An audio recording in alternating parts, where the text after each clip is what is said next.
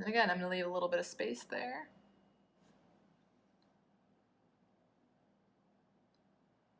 If you can do it in one stroke, great. If not, 2 is fine as well. So I did mine in 2.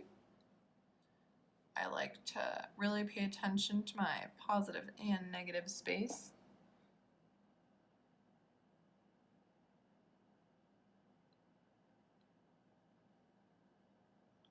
And then we're going to go back and clean up our edges.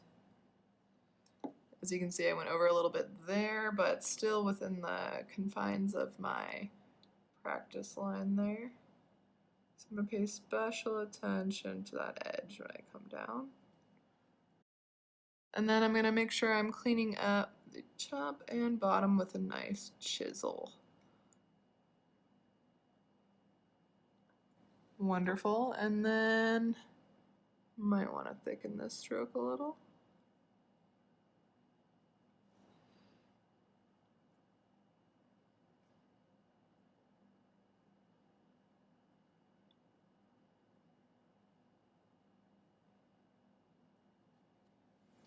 Great, and there we have it, a Gothic letter form L.